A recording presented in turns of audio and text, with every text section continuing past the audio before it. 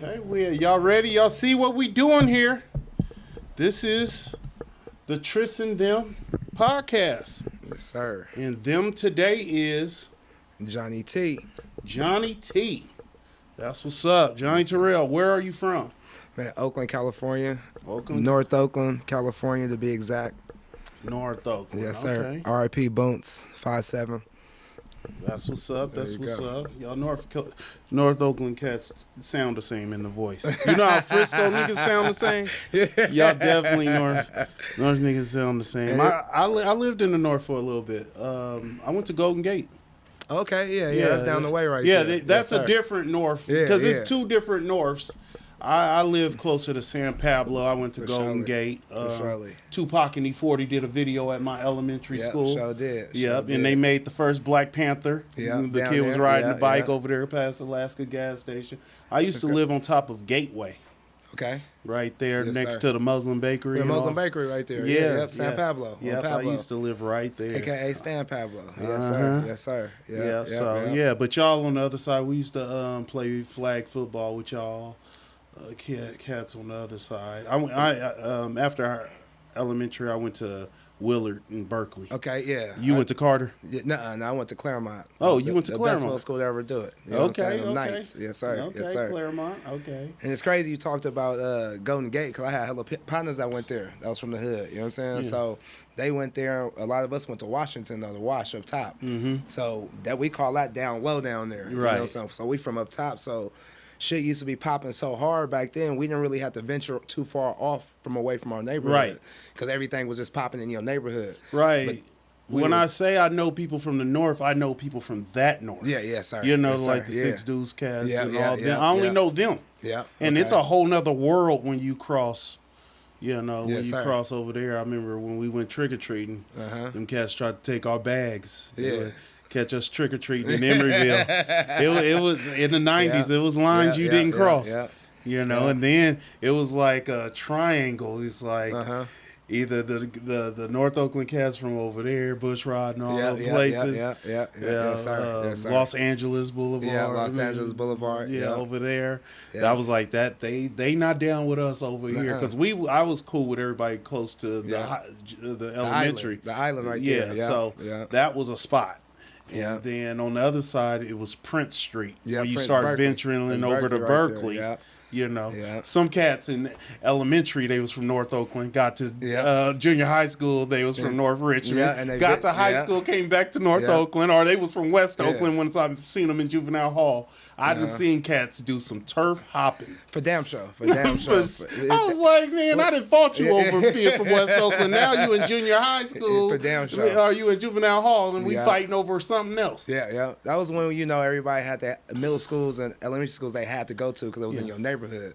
But then after that, you got a lot of people that ventured off to like Willard or went to Carter or something like that. It just depends on that neck of the woods where you was actually staying at, where you was from. Right. But then later on, they start kind of opening it up. So that's why you got people like that was living in North Oakland, all of a sudden they go to Skyline Highway in the east, you know what I'm saying? So, so they was doing. Now that I'm grown and I see how life works, the only people that got to claim the same hood from beginning to end is cats that was raised by their grandmother. For damn sure. Because the grandmother never moved. Never moved. Your mama get put out every 6 months. Yes, sir. I didn't seen that several times, too. So somebody could have grew up, like me, I grew up in Acorn, I grew up on Seminary, I grew up by the Red Fence, I grew up on 85th. I lived all over, but that's where my mama lived. Now, would people be like, no, your whole life you lived in the building.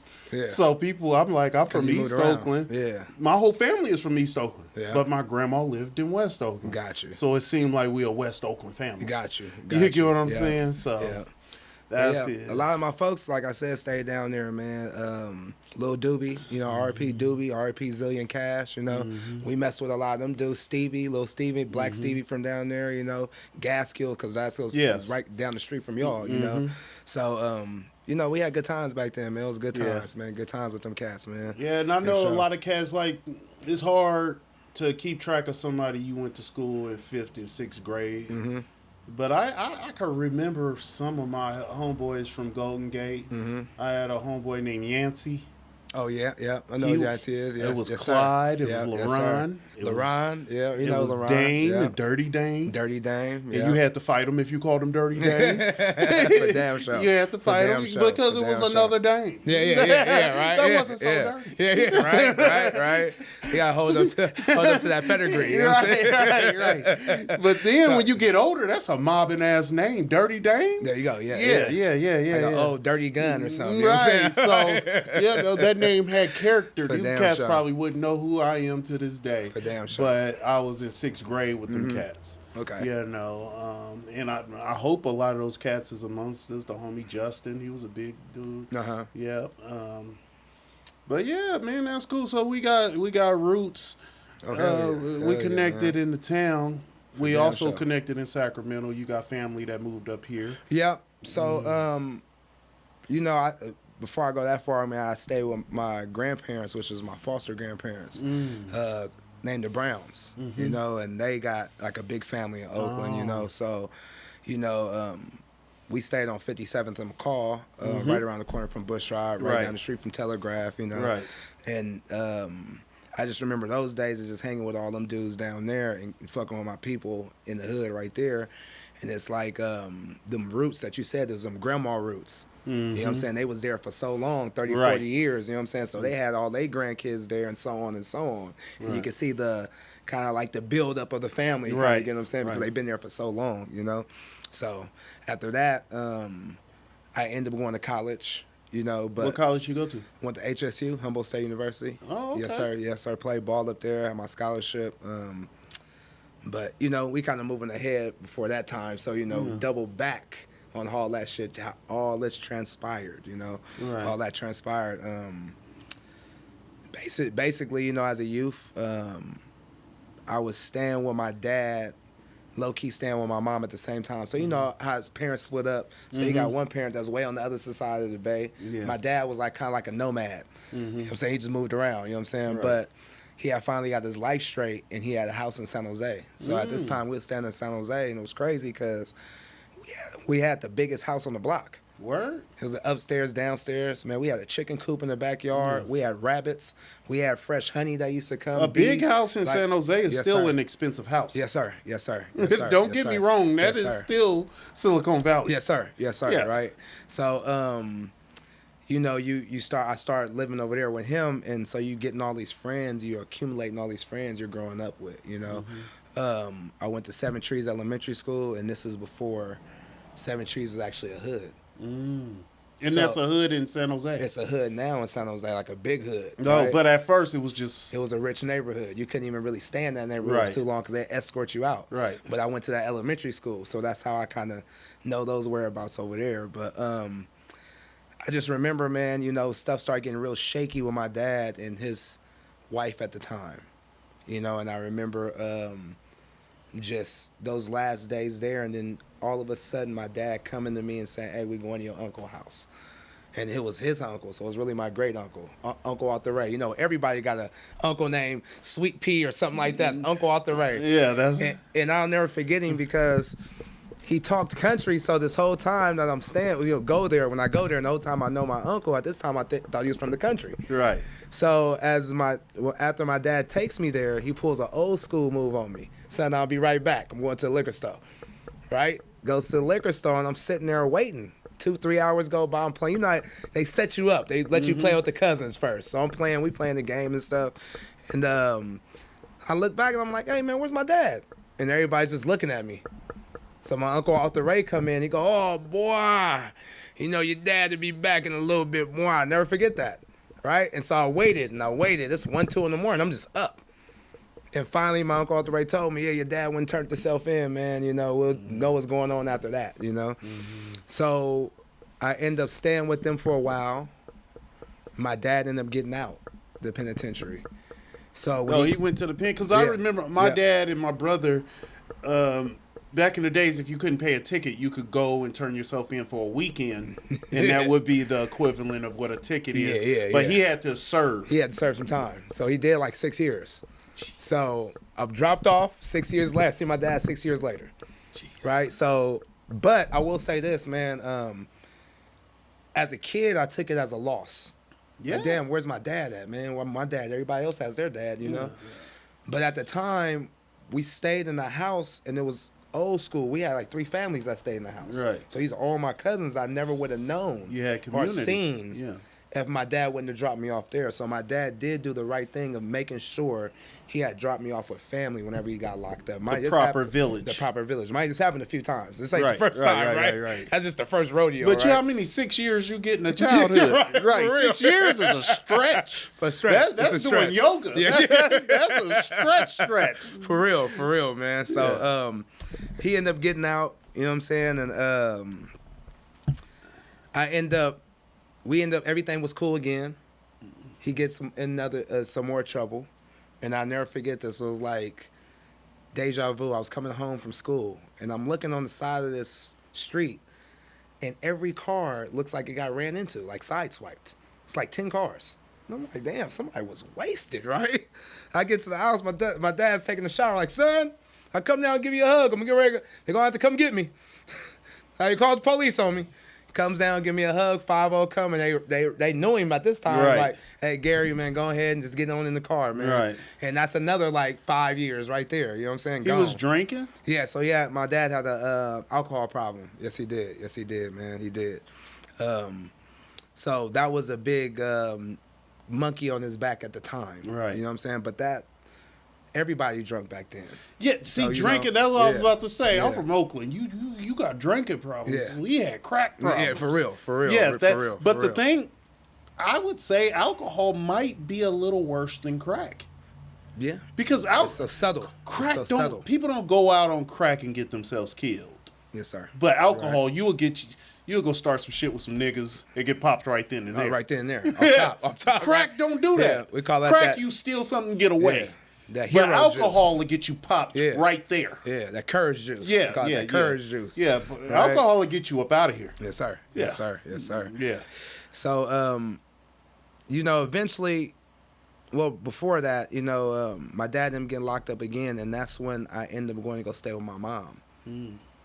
So, in my head, it was like the best thing ever. You know what I'm saying? Like, I'm a mama's boy. I love my mama, no lie, and always will, and still to this day, never change. I love my mama, too. She don't know it, but that's why I live this great life. For real, right? Because I want my mama to go to sleep. My mama know I'm somewhere doing a podcast. Yes, sir. Yes, sir. I'm doing something righteous. Whatever I'm doing, my mama kind of know it. Yes, sir. Yes, sir. So, stay with her, man. Everything we stayed in the pastry projects. So at this time, man, these little dudes they rough and tough. This the real projects. They call this the capital, right? This the real shit. And that's in Frisco, San Francisco. Yeah, yes.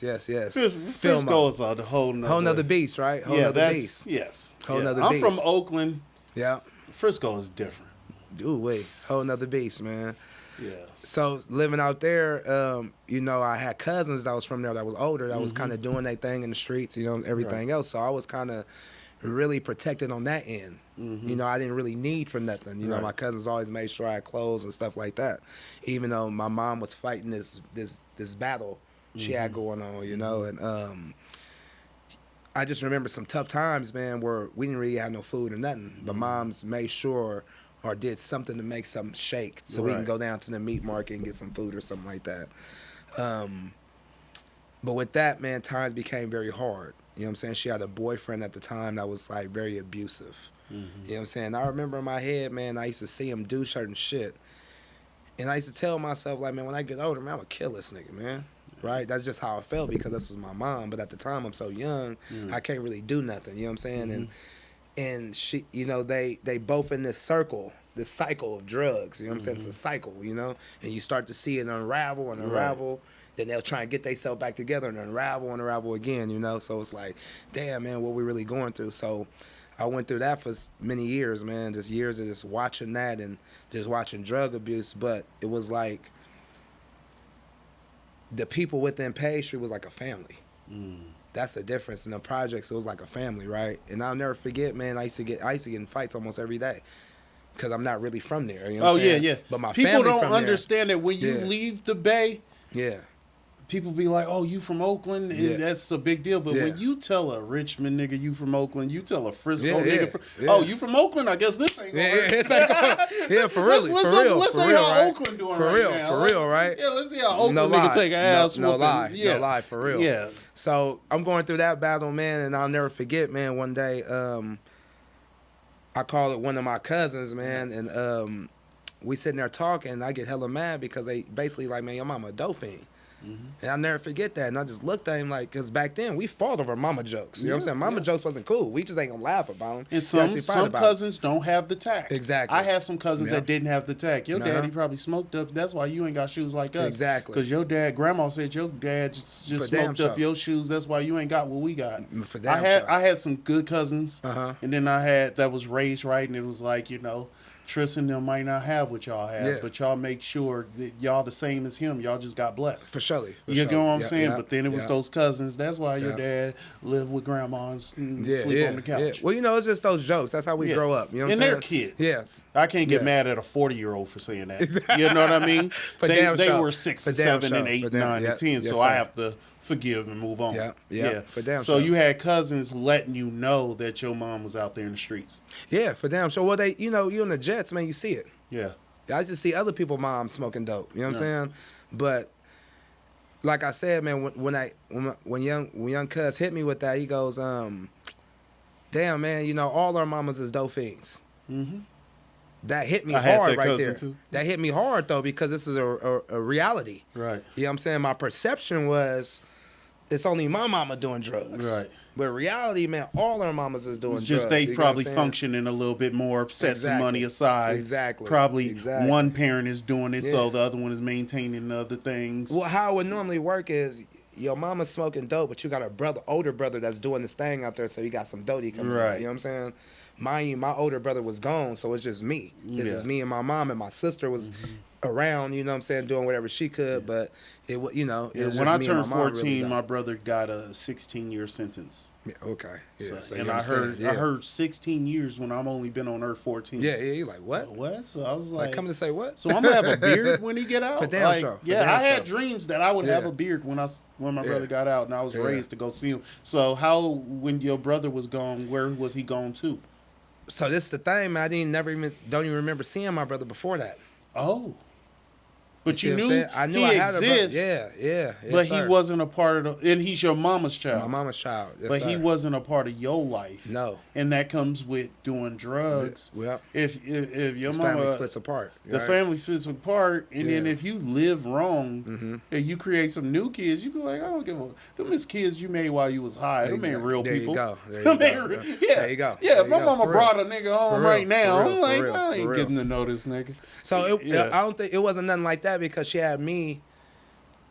As far as I know, the history behind that, when I was born, my mom was in good shape. Right. Like, she was that girl.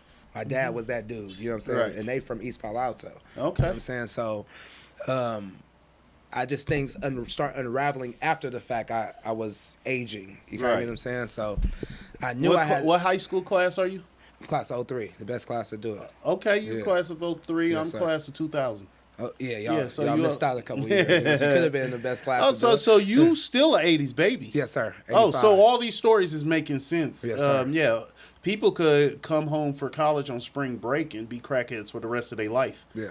Yes, sir. Yeah, a lot of them crackheads from the 80s were homeowners that was architects, they went to if we went to a party and somebody gave us a fizz pill and then we just wasn't right again. Oh, wait. You get what I'm saying? Yeah. that was just they thing. Yeah.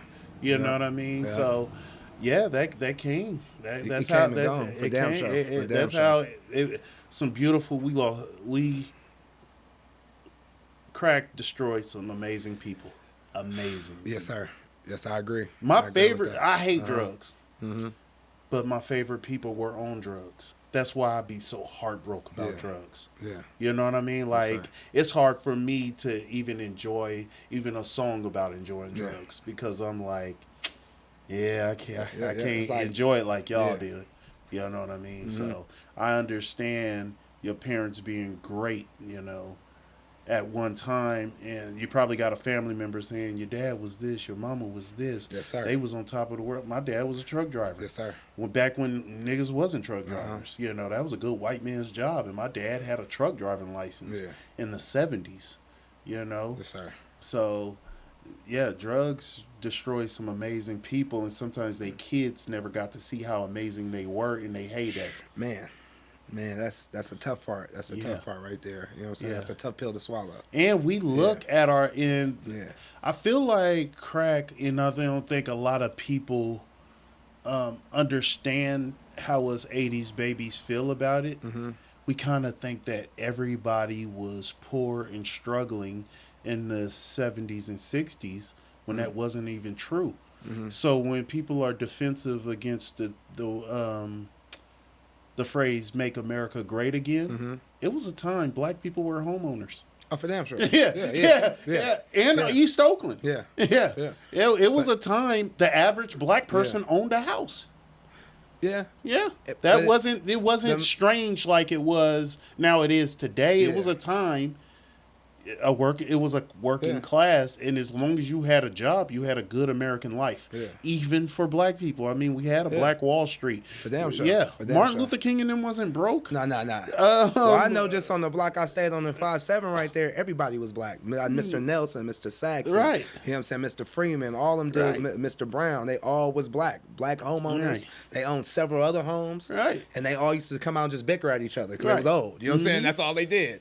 You know what I'm saying? So I knew at some point, man, it was very great for us. Yeah, you know? Even Malcolm X lived right next door to Nina Simone. Oh, yeah. So he was living next to stars. Yeah. That's like us living next door to somebody famous. Yeah. So a lot of times when we look in the back, we were like, oh, we were just so poor, black people. No, we had some things, even not to take us off of that, but sometimes it makes us look about integration. Nobody ever tells Mexicans, y'all need to go sit in Taco Bell until they start letting you eat with the white people. Yeah, because it's a burrito truck on every corner. There you go. But now we don't have nothing. Now we had a bus company. Yeah. Before they told us that we had to drive a bus with white people. There you go. Yeah. So what happened to our bus company? And taken away. Because now niggas don't appreciate nothing unless white people approve it. That's so true.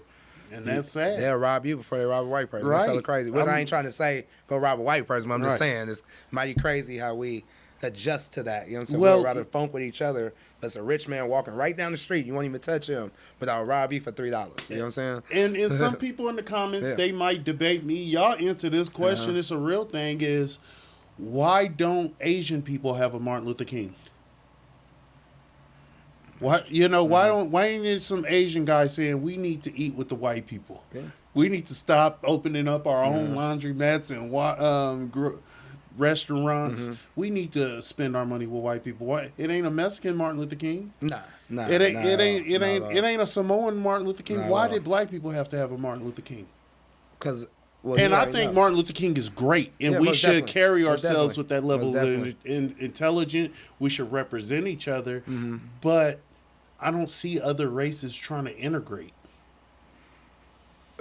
When I think about that, it's crazy because I'm a therapist at the prison, so I'll be hollering at the inmates sometimes, and we just be having gifted gabs sometimes shooting the shit. And I was saying, our problem is that we're so strong, we make excuses to accept shit.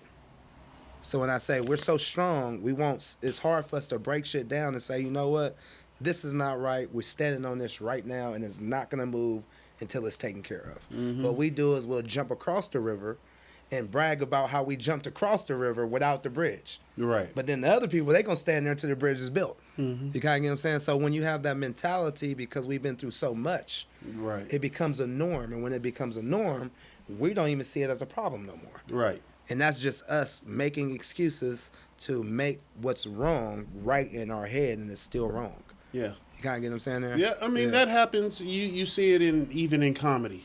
Yeah. Now, you have seen even the growth in comedy. You see who the best. Yes, sir. In Sacramento. It'd be the Lance Woods, Mikey Winfield, Rico. Shout out to Lance. Shout out to Rico. Yes, Rico, me. Yeah.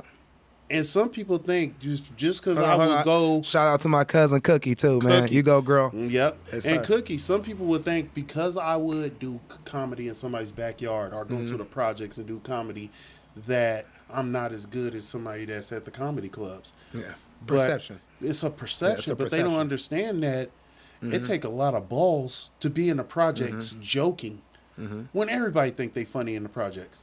You get what I'm saying? You talking about a heckler. I'm at the heckler's house. Yeah. He has the right to heckle. Yeah. There you go. So I really got to be captivating to be doing comedy, but people don't see that as a treasure. They be like, oh, he must be so underground. He's here doing comedy in the bricks. When they don't understand that that's an actual skill level. Yeah. Well, you know, it's crazy that you say that because in my book, man, I have a little paragraph in there that talks about the person that's unsettled. Right. So you may have a person that's very unsettled with themselves, so they can't possibly see a person that's happy and be happy for that person. Right. So therefore, you can be happy just doing the little things. And mind you, this is what we just talked about. Right. How us black people, we get to a point where we make the things that's so hard so easy, and we're excited about it. Right. So you got another person that's in the same shoes as you. He don't know how to make the hard shit easy. Right. So he's unsettled with himself watching you make the hard shit easy. So I can't be happy for you. Right. You get what I'm saying there? So you doing your thing in the backyard, and you're looking at it as very macro, right? On a micro level. But that dude's looking at it like it's very big, and he can't get it done. Right. And so he's despising you instead of saying, hey, man, can I get that knowledge of how you got there? You get what I'm saying? And that's that perception. I have a perception of I can't ask you for nothing because you're a black man.